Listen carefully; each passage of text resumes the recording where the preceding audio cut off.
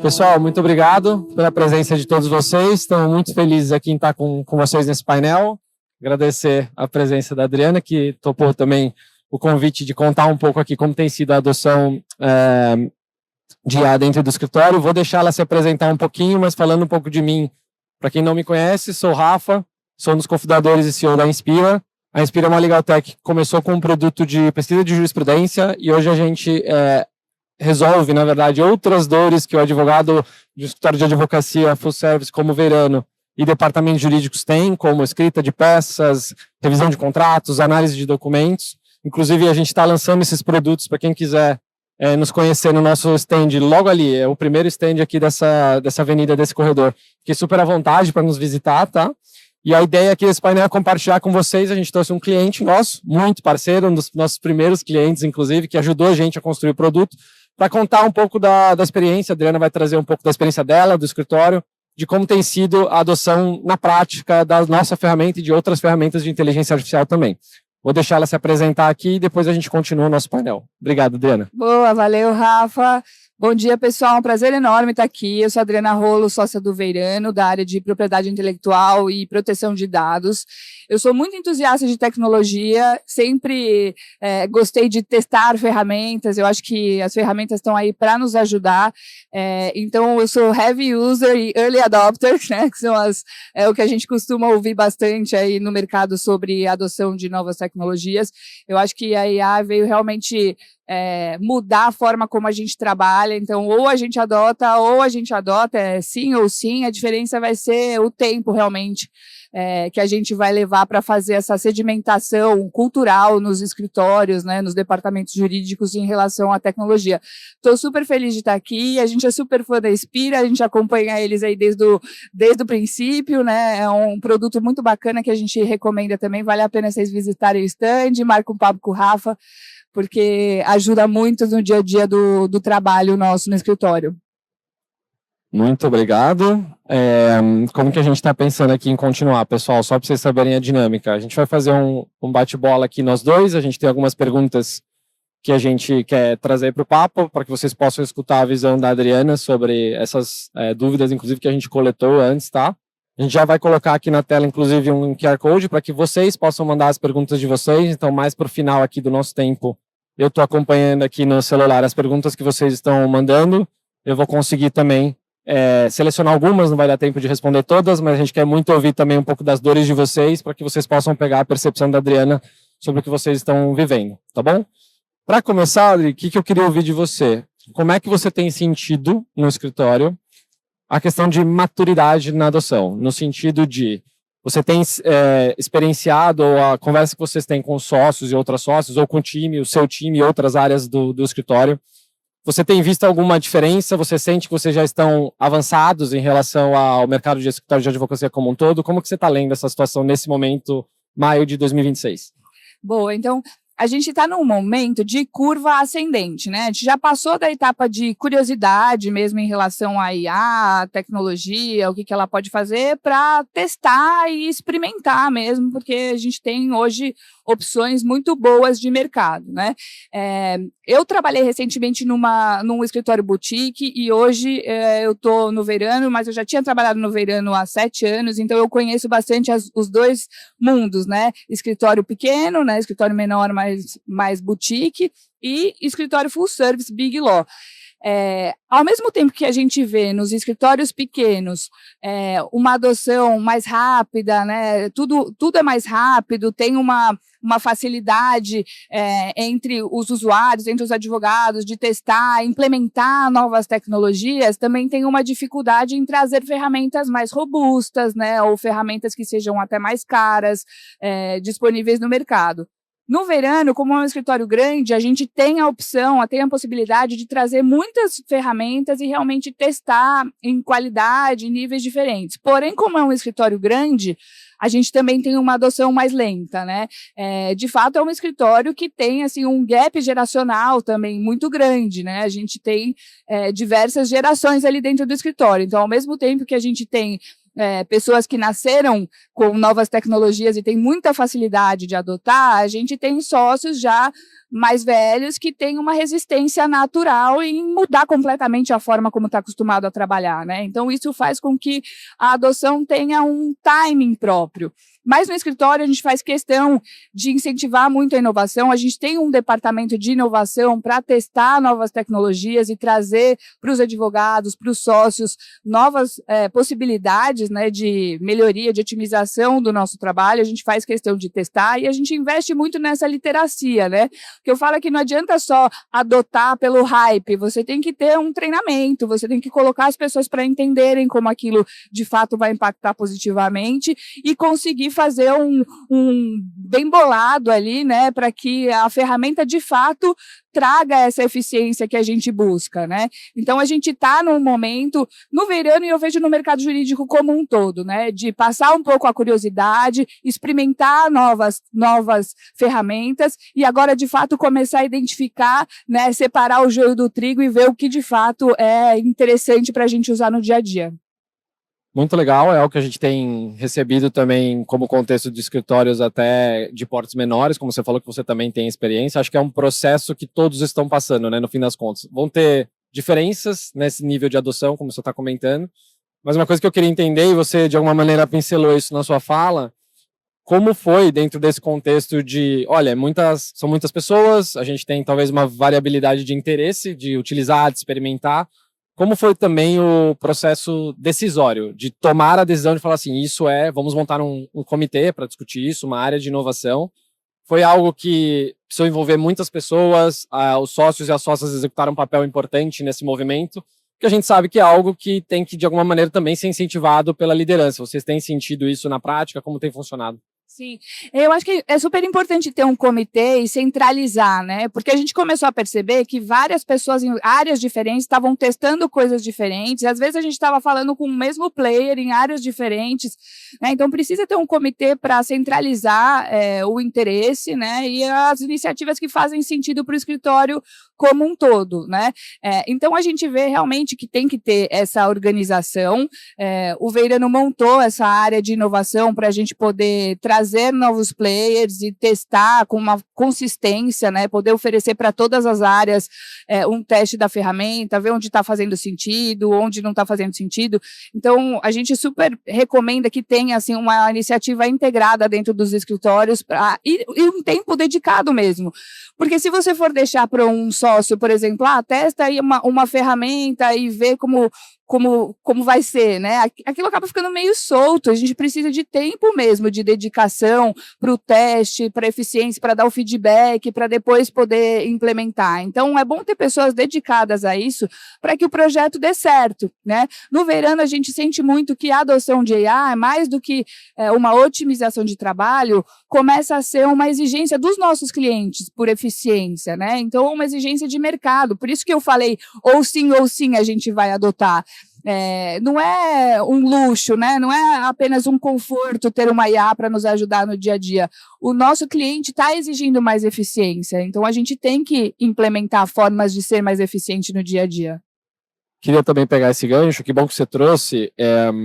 Você está comentando para a gente aqui que não é só um movimento que acontece de dentro para fora, né? Uma decisão interna do escritório, vamos adotar. Também existe uma pressão externa do cliente que está contratando vocês para fazer esse movimento. Antes da gente entrar nos casos práticos que a gente quer trazer para vocês e depois abrir para as perguntas, lembrando, temos um QR Code ali. Quem quiser mandar sua pergunta, coloca, inclusive, se vocês puderem, o nome e onde vocês trabalham, para eu conseguir, inclusive, referenciar vocês aqui, tá bom? Por favor. O que eu queria discutir, Adriana, nesse contexto que você trouxe do cliente? O que você tem sentido como o primeiro impacto dessa cobrança do cliente em vocês utilizarem IA? É no modelo de pagamento, de cobrança? É no próprio trabalho, o formato de entrega dele? Ou é o jeito que você recebe a demanda? Se já vem algo um pouco mais mastigado em relação à época em que eu advogava, que não existia, por exemplo, um chat GPT. Como é que tem sido isso? Assim? Como é que foi esse movimento também de fora para dentro? Então, começou assim lá atrás, se a gente for pensar, num nível mais básico, pensando assim o quanto a gente demorava para fazer, por exemplo, pesquisa de jurisprudência e repassar esse custo para o cliente, né? a gente tinha que abrir várias abas de vários tribunais e fazer vários logins e entrar em diferentes decisões e sentenças para poder analisar uma jurisprudência, né, que fizesse sentido para o caso que a gente está trabalhando, e isso consumia muito tempo. Via de regra, isso era repassado para o cliente em fatura, né, como um tempo operacional de pesquisa. Dificilmente hoje a gente vai ver cliente aceitando pagar esse tipo de esforço operacional, mesmo porque o cliente já sabe que a gente tem ferramentas disponíveis para isso, né? Nesse ponto, a Inspira ajudou muito a gente, de realmente facilitar numa aba só pesquisas de jurisprudências, otimizando esse trabalho, né?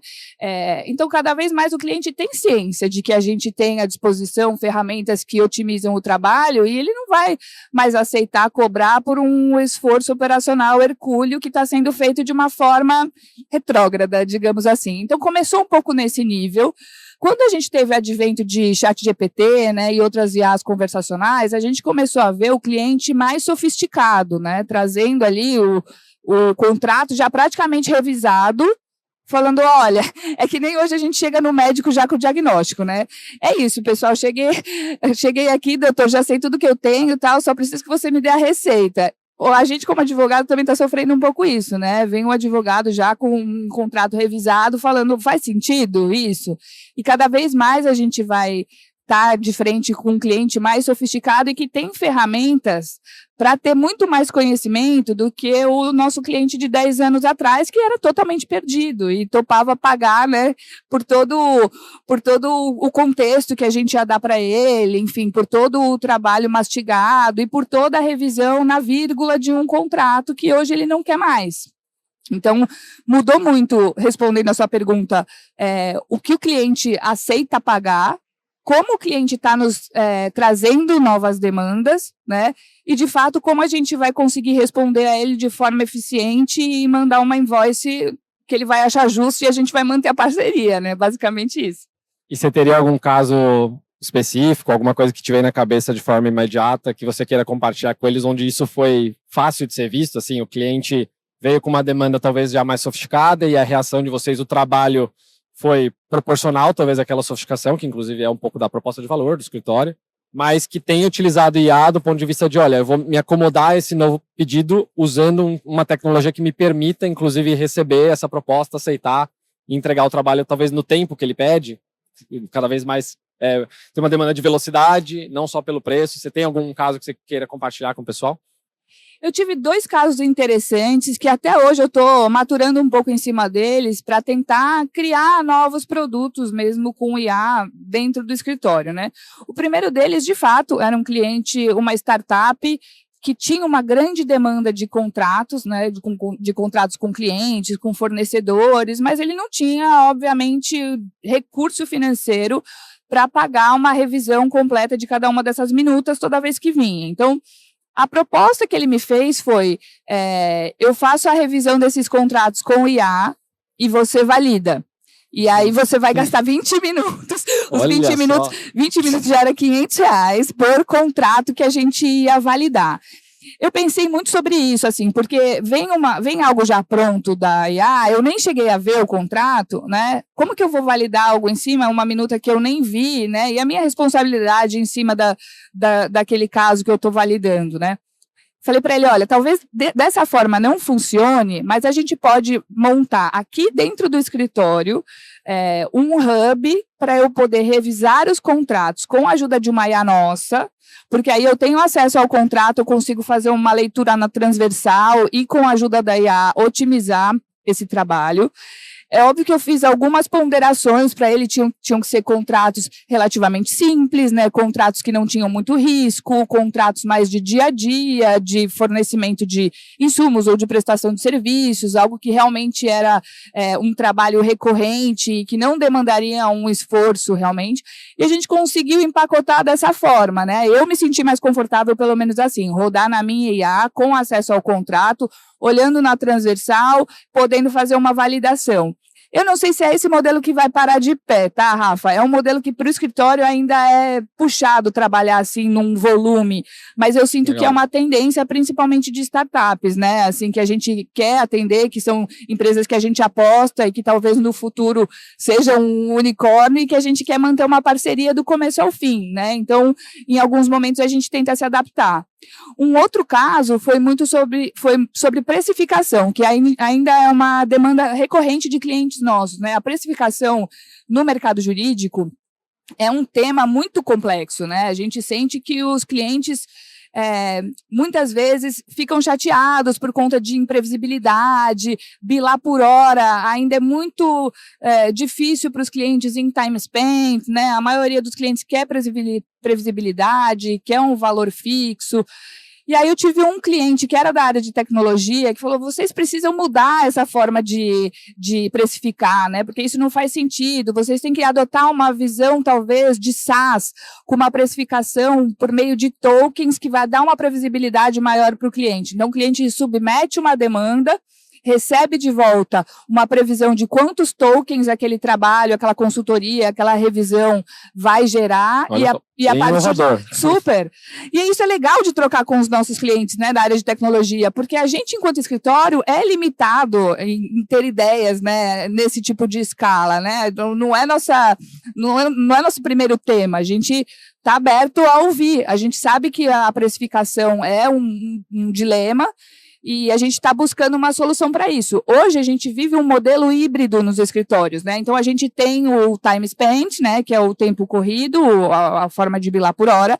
A gente tem os honorários fixos, né? A gente tem cap, a gente tentou de várias maneiras tentar adequar, mas ainda é para os clientes difícil gerenciar essa imprevisibilidade. Então, talvez a gente vá para um lugar de assinatura de serviços jurídicos em que a gente tenha uma troca por meio de tokens e uma precificação que seja mais assertiva. Mas eu acho que esse modelo ainda está por existir. Talvez a Inspira possa pensar num próximo produto aí sobre isso. Assim, é uma demanda que eu ouvi de cliente, achei interessante. De alguma forma, a gente tenta trazer para a realidade, né? É interessante você falar isso, porque para nós, né, no nosso mercado, enfim, vim de escritório, agora estou no lado de tecnologia, o modelo de recorrência, como você falou, um pouco mais SaaS, um pouco mais software, ele é mais comum, é algo quase simples de imaginar eu vou ter um trabalho que eu vou executar todos os meses, seja ele um serviço ou um produto, e aí ele vai entregar aquele valor com algumas faixas de valor, de preço, talvez, enfim, mas é um modelo de fato mais óbvio de se pensar. No escritório,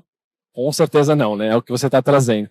Olha, o pessoal mandou bastante pergunta e eu quero dar tempo aqui de abordar o que o pessoal trouxe. Eu só tinha uma última que eu queria a sua percepção e que eu vi que não está aqui. O que eu queria discutir? Como é que você está enxergando o futuro? A gente falou muito sobre o começo, o processo de decisão, os casos de uso que vocês estão tendo, as experiências. Como é que você enxerga o futuro? E aí eu queria que você trouxesse, se você puder, que eu vi que é uma das perguntas que o pessoal trouxe aqui, eu vou misturar, então. Como é que você está enxergando o profissional, advogado, advogada nessa discussão? Porque como você bem falou, se a IA vai revisar o contrato, talvez fosse um trabalho que uma pessoa realmente executasse. Como é que você está enxergando essa discussão na carreira jurídica e como o escritório também enxerga a parte educativa ou de treinamento dessas pessoas para elas passarem por essa transformação? Como é que vocês estão se preparando para isso?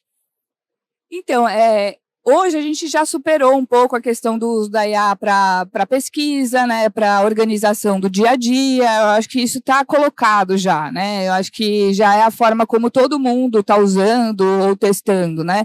Revisar e-mails, tradução, né, corrigir gramática, revisar algum documento, fazer essa pesquisa mais profunda, né, fática, histórica e jurisprudencial. Então, acho que está todo mundo nessa mesma página.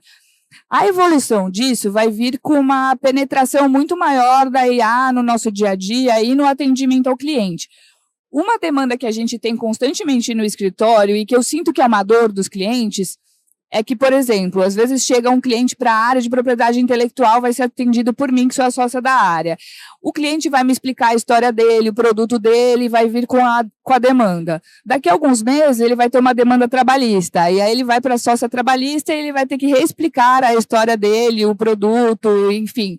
E isso é um ponto que dói nos clientes, né? Ele fala, toda vez eu sou atendido por outra pessoa, eu tenho que reexplicar a minha história. E os escritórios já tentaram organizar assim, uma pasta com informações do cliente, mas isso, principalmente em escritório grande, fica perdido, né? Fica, de certa forma, desatualizado. Então, acho que no futuro a gente vem com agentes de IA especializados por área e por cliente, né? Que de fato entendam aquela história, que você já possa interagir e trazer dali esse ganho, essa otimização de tudo que o cliente contou, tudo que o cliente já viveu no escritório, né? Mais integrado. Hoje você precisa fazer um call, fazer uma reunião com um advogado que já atende o cliente. Isso demanda tempo, demanda esforço e muitas vezes é feito de uma forma mal feita.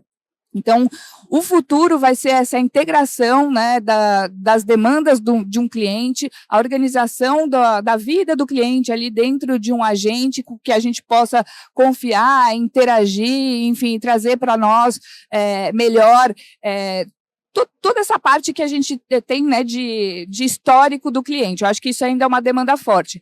E a IA vai ser cada vez mais utilizada de forma estratégica, né? Não só para revisão dos documentos, mas, de fato, num nível acima de governança, de consultoria e principalmente de atendimento ao cliente num nível mais sofisticado, assim. Até a gente chegar num momento no jurídico, a gente poder ter os chats para os clientes, né, conversarem conosco com o IA, que eu vejo que é uma ferramenta super recorrente no varejo, né, em outros segmentos, e que para o mercado jurídico a gente não tem uma confiança ainda de poder disponibilizar isso para o cliente diretamente. Então, talvez a gente vá para esse lugar.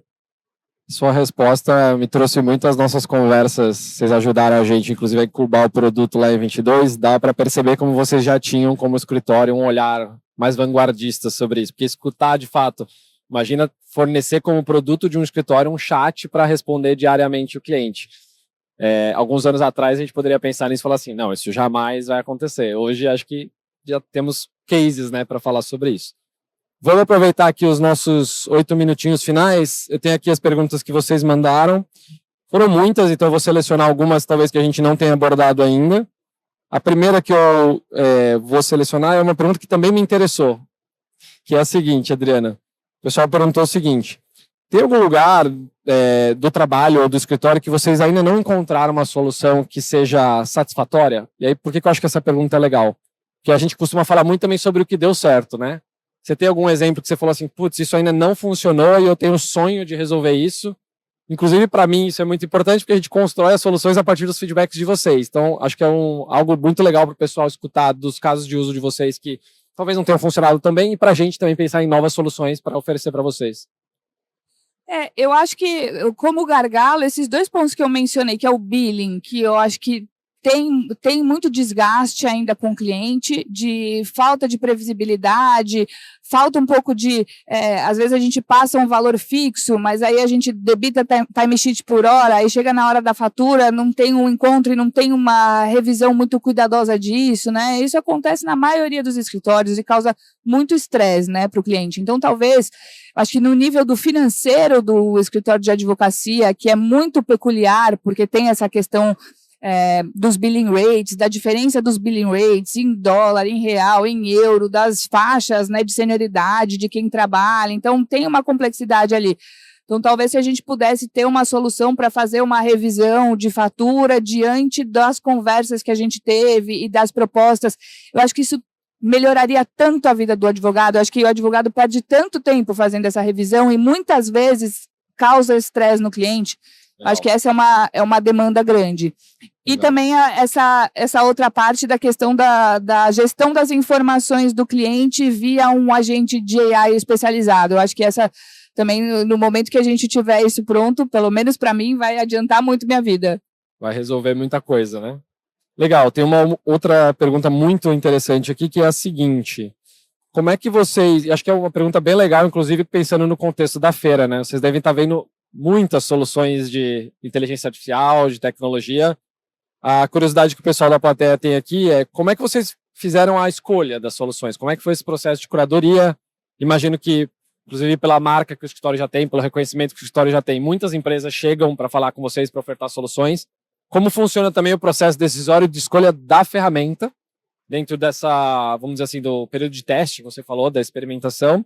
E aí, se eu puder puxar um segundo gancho, que eu acho que faz sentido de uma outra pergunta, quando vocês selecionam uma ferramenta, passam por esse processo de curadoria, é algo que vocês já estão incentivando o time ou vocês mesmos comunicando o cliente do tipo, olha, saiba que eu estou usando IA e esta inteligência artificial, é este produto que eu uso, ou é algo que o cliente ainda não tem interesse? Como tem sido isso?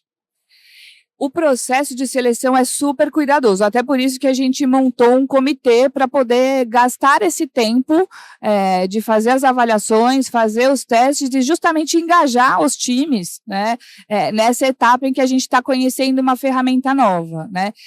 Lá no Verano a gente tem uma política de que se o advogado está engajado no teste, ele tem X horas que ele tem que usar a ferramenta para poder, de fato, entregar para o comitê depois uma percepção valorosa ali do uso da ferramenta. E aí até para pegar esse gancho, desculpa te interromper, Imagina. É um critério mais de eficiência de tempo mesmo, ou existe até uma parte mais qualitativa da percepção dele de gostei, não gostei? Ele tem que entregar, olha, economizei tanto tempo, isso Sim. participa da decisão? Sim, participa da decisão, ele tem que mostrar o quanto ele economizou Legal. de tempo, em quais etapas do trabalho dele que a ferramenta foi, de fato, utilizada, e depois ele passa um feedback de coisas que poderiam melhorar na ferramenta ou coisas que, de fato, ele não achou útil, né? Então, a gente junta tudo isso da percepção de todo mundo que está dentro do teste, volta para o comitê e aí faz uma avaliação depois mais a fundo, mais comercial, né? Que vai para a adoção realmente da ferramenta. Quando a gente adota uma ferramenta, o comitê e os sócios responsáveis ali pela área, eles são também responsáveis por engajar o time e quem não usa a ferramenta, depois a gente, de fato, corta para passar por outra pessoa. Porque quando a gente valida uma ferramenta e traz para dentro do escritório, a gente já tem certeza absoluta que ela é eficiente e que a gente está colocando as nossas fichas ali. Então, a gente quer ver o uso acontecer de verdade. Então, esse processo, ele é, de fato, cuidadoso e a gente faz uma movimentação ali com os advogados para que eles usem no dia a dia e continuem passando os feedbacks para a gente ir estreitando essa relação e melhorando, né, a prestação do serviço. E vocês têm, depois que esse processo acaba, vocês avisam, assim, é do interesse do cliente saber o que vocês estão usando, vocês estão querendo fazer esse movimento ou não? Ele ainda está mais preocupado com o entregável final e não é uma discussão assim, você está usando o modelo tal ou a ferramenta tal? Então, tem clientes e clientes, né? Tem clientes que são super antenados nisso. A gente tem vários clientes que pedem reuniões com a gente de tempos em tempos para saber o que a gente está implementando no escritório em termos de inovação, né? Até porque a gente fala diretamente com departamentos jurídicos e nós somos leading cases para eles, né? De como eles podem também otimizar o trabalho. Então, tem clientes que são muito interessados e tem outros clientes, dependendo do perfil, que estão ainda olhando para o trabalho, né? Justamente porque a gente está, como a resposta da primeira pergunta, a gente está nesse momento em curva, né? E na curva a gente tem pessoas que estão adotando e não vivem mais sem e pessoas que ainda resistem ao uso dessas ferramentas novas, né?